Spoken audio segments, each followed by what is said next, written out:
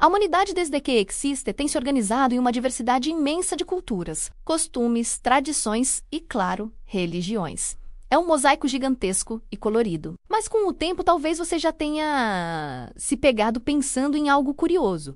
Será que todas as histórias que nos contaram ao longo de séculos e milênios poderiam, de alguma forma, fazer parte de uma única grande história? Uma história narrada a partir de pontos de vista diferentes, usando linguagens mais acessíveis para cada povo em sua época? Essa pergunta não surge do nada. Ela geralmente aparece quando a gente começa a observar padrões, sem pressa, sem a intenção de negar ou invalidar qualquer crença, mas com uma curiosidade genuína, sabe? Com um olhar de quem quer entender e não de quem quer julgar. Hoje nosso papo não é sobre certo ou errado, nem sobre qual religião é a verdadeira. A ideia é muito mais simples. Vamos apenas observar a história com um pouco mais de atenção, como quem abre um livro muito antigo e empoeirado e lê com calma, respeitando cada página, cada linha, cada palavra escrita ali.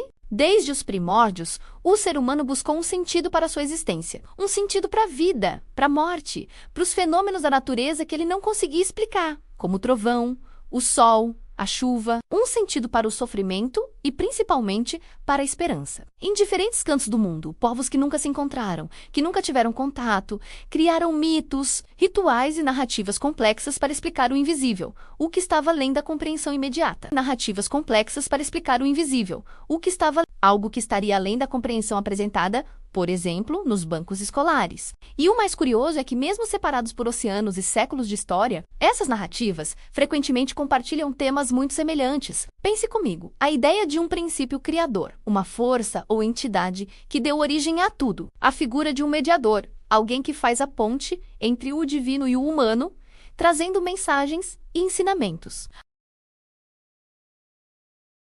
A noção de um ciclo de morte e renascimento, seja na natureza ou na própria alma. E, claro, a promessa de uma transformação interior, de que podemos nos tornar melhores. Será que tudo isso é apenas uma grande coincidência? Ou será que é o reflexo de algo muito mais profundo? Algo que está na raiz da própria experiência humana, independentemente de onde nascemos ou em que acreditamos? Aqui entra uma palavra que pode soar um pouco acadêmica, mas cuja ideia é bastante simples.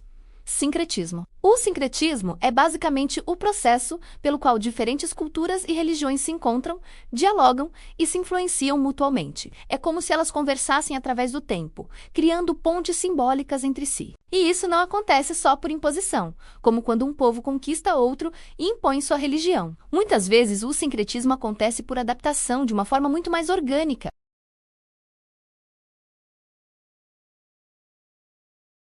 Quando uma nova crença chega a um lugar, ela precisa ser compreendida pelas pessoas que já estão ali.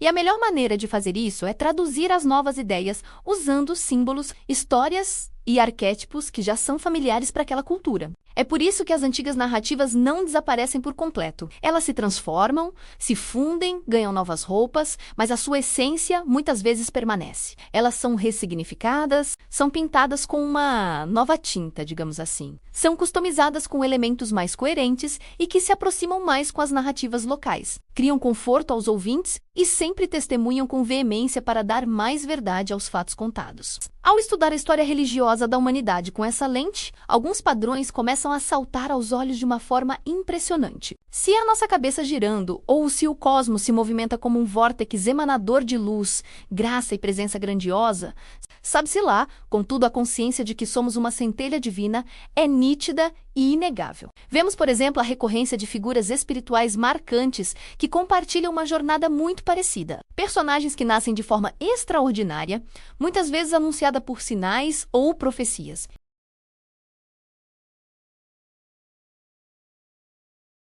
Que durante a vida ensinam sobre amor, justiça, perdão e transformação interior, que são frequentemente rejeitadas ou perseguidas pelas estruturas de poder estabelecidas, sejam elas políticas ou religiosas, que passam por um grande sofrimento ou sacrifício e, por fim, deixam um legado que transcende a sua própria morte, inspirando milhões de pessoas por gerações. Ufa, né? Dá tempo de tomar uma água? Compartilhar com meia dúzia de amigos, com 7, vai. 7 é número da sorte. Comentar com aquele emoji, dar o like e se inscrever. Então, que tal agora a gente retomar? Pega na minha mão aqui. Além dessas jornadas de heróis e mestres espirituais, encontramos também a repetição de rituais e símbolos. Rituais de purificação pela água, como o batismo, aparecem em diversas culturas com significados de renascimento e limpeza espiritual. A simbologia da luz contra a escuridão, representando o conhecimento contra a ignorância ou o bem contra o mal, é quase universal. A ideia de um reino que não é deste mundo, seja um paraíso futuro ou um estado de consciência a ser alcançado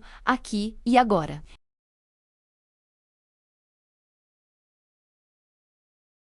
E, talvez o mais profundo de todos, a noção de que o ser humano carrega algo divino dentro de si, uma centelha, uma alma, um eu superior. Esses temas surgem repetidamente, com nomes diferentes, em línguas diferentes, em contextos culturais completamente distintos. Talvez não como cópias exatas, mas como ecos de uma mesma melodia, como se a humanidade estivesse tentando expressar a mesma verdade profunda através de diferentes instrumentos. Uma forma interessante de olhar para tudo isso é enxergar as religiões como linguagens simbólicas. Assim como uma emoção, como o amor, pode ser expressa através de uma música, de um poema, de uma pintura ou de um simples gesto. Talvez uma mesma verdade espiritual possa ser narrada de várias formas. Para alguns povos, essa verdade veio na forma de mito, com deuses e heróis vivendo grandes aventuras. Para outros, ela veio na forma de lei, com regras e mandamentos para guiar a comunidade. Para outros, em forma de parábolas cheias de significado, ou em poesias que tocam a alma, ou em rituais que conectam o corpo e o espírito. Perceber isso não diminui a fé de ninguém, muito pelo contrário. Talvez isso revele o quanto a experiência espiritual humana é rica, profunda e multifacetada. Mostra que a busca por conexão com o transcendente é uma necessidade universal, expressa de maneiras criativas e belas ao redor do mundo. Então,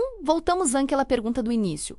E se todas essas histórias fizerem parte de uma única e grande narrativa? Uma narrativa sobre a evolução da consciência, sobre o amadurecimento da espécie humana, sobre a nossa busca incessante por sentido em um universo vasto e misterioso.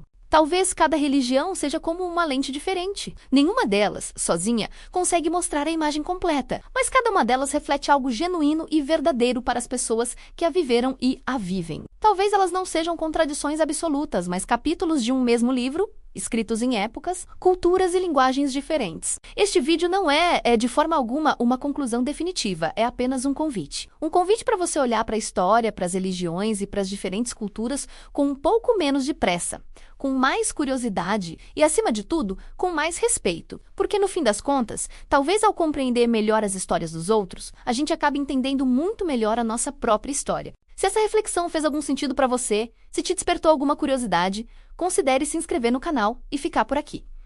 E Sergipe inscrever no canal, ainda há muito o que explorar juntos nessa jornada. Muito obrigado por assistir e até a próxima!